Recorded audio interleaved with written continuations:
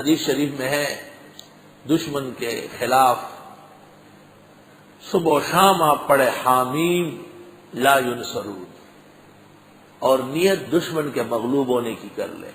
ہمارے علم میں نہ ہو، خدا تو جانتا ہے ان کو کون کروا ہے. حامیم لا ینصرون. اور ہر فرض نماز سے فارغ ہو کر سنتوں کے لیے جگہ بدلتے بدلتے 3 مرتبہ.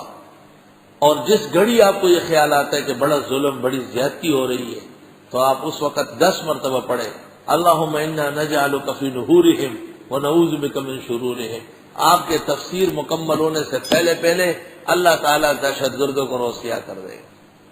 صرف اتنے لوگ جو درس میں یہ پابندی کر لے. دیکھیں ذرا یہ غزوہ یہ میدان، میں نے دیکھا اس کے برکات فوری ہوتی، چٹ پٹ پکڑائی ہو جاتی. اور جن کے اشارے پر ہو رہا ہے، جن تنظیموں کے شہ پر، ان کی بھی نیت کرو کہ خدایا ان کا وجود بھی ختم کرے، اور خدایا ان کے بڑے چھوٹے سب کے ناک میں تار ڈالے، اور اللہ ان کی طاقت و شوکت ختم کر دے، اور ان کو اپنے عباد اور بلاد کے اندر جو فساد برپا کیے ہوئے ہیں، یا اللہ ان کو یہاں سے دور دفع کر دے. راتوں کو بھی اٹھا کرو، اللہ سے دعائیں مانگو، اور جو دعائیں احادیث مبارکہ میں ہیں،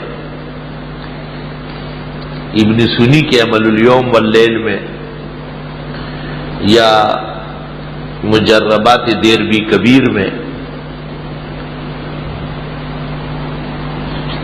یا حضرت اقدس امام الاسر مولانا انور شاہ صاحب کے بیاض میں، ان کو ذرا پختہ کر دیں.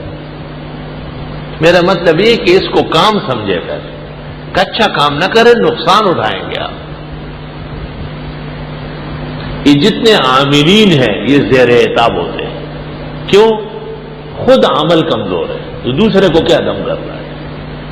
خود پختہ ہو جائے. اس لیے لوگ اجازت لیتے ہیں، کسی کامل سے اجازت لے لیتے ہیں، وہ طریقہ کار بتا دیتے ہیں، اس کا صدقہ نکلوا دیتے ہیں، وقتاً فوقتاً خیر و برکت کا طریقہ بڑھانے کا بتاتے ہیں.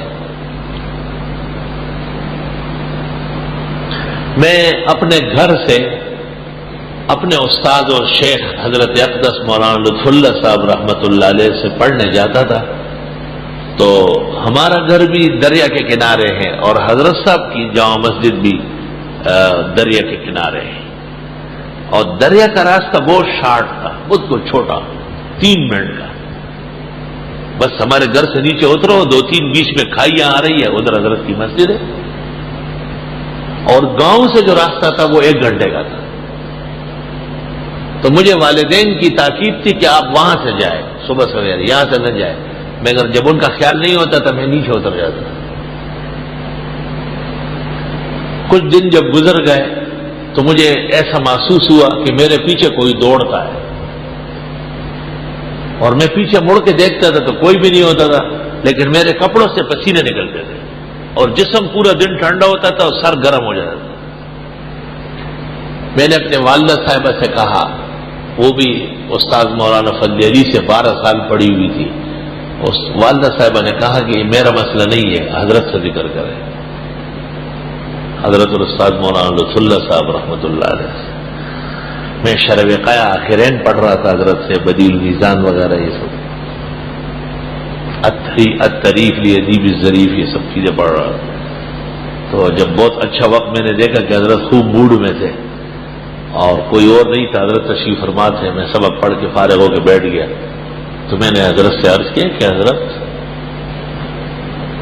میں دریا کے کنارے صبح آتا ہوں اور مجھے ایسا لگتا ہے کہ قریب سے کوئی مجھے پکڑنے کے لیے دوڑ رہا ہے،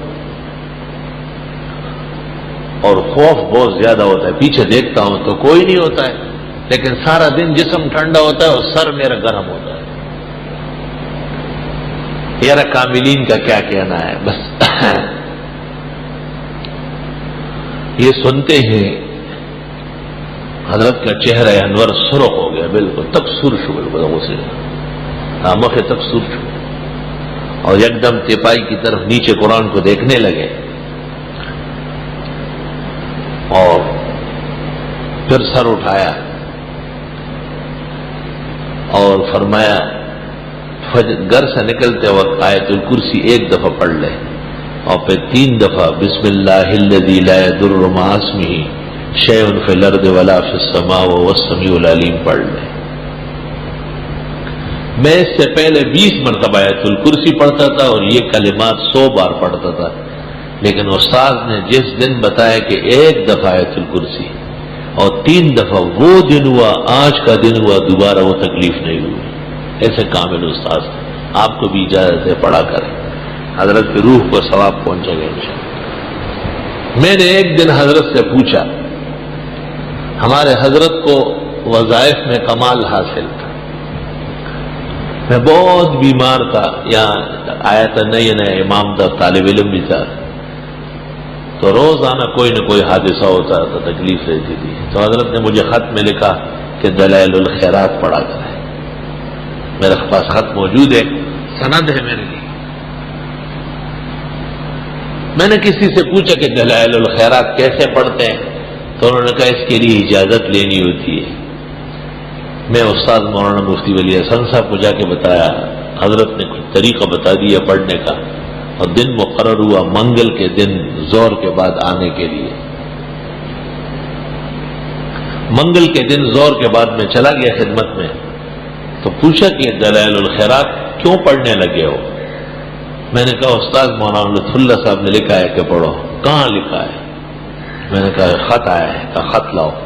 میں وہاں سے رکشے میں بیٹھ کے واپس آیا، گھر سے خط لے گیا، خط دیکھا، دیکھنے کے بعد کہا آپ کو پتا ہے مولانا لطف اللہ صاحب کے پاس دلائل الخیرات کی اجازت مولانا انور شاہ کی، اور بنوری ٹاؤن کے زمانے میں میرا اور حضرت بنوری کا ارادہ تھا کہ ہم اجازت لیں گے، مگر ہم ان سے بہت ڈرتے تھے، نہیں لے سکے۔ اب کوئی فرق نہیں پڑتا ہے، آپ مجھے کہے کہ آپ پڑھا کریں۔ میں نے کہا میں تو آپ سے کم، آپ فضول باتیں چھوڑو، جو میں کہتا ہوں اس طرح کہو۔ کہا میرا نام لو، میرا نام ولی حسن ہے، میرے والد کا نام انوار الحسن تھا اور دادا کا نام حیدر حسن خان تھا، میرا نام لے کر مجھے کہو کہ آپ کو اجازت ہے اور آپ پڑھیں۔ اب میں یہ بول ہی نہیں سکتا۔ حضرت نے کاغذ پہ لکھ کے کہا یہ پڑھو، اس طرح پڑھ کے سناؤ۔ میں نے حضرت کے القاب و اوصاف کے ساتھ کہ حضرت کے حکم کی تعمیل میں، حضرت کے ارشاد کی اجازت میں، حضرت کی طرف سے حضرت کو اجازت ہے، بہت خوش ہو گئے۔ کہا آپ جاؤ، جسے تم چاہو ایسا پڑھو، حضرت زندہ ہے، ان سے پتہ کرو اور میری اجازت براہ راست کرا دو، ان کو کہو۔ اس وقت مجھے معلوم ہوا کہ استاد مولانا لطف اللہ صاحب دور حدیث کے سال بہت بیمار ہو گئے تھے دیوبند میں، تو حضرت مولانا انور شاہ سے کمرے میں تشریف لائے تھے عیادت کے لیے۔ اس وقت ان کو کہا کہ دلائل الخیرات پڑھو، تو یہ ایک اجازت تھی جو ایک طالب علم کو ملی، اور کسی کے پاس اجازت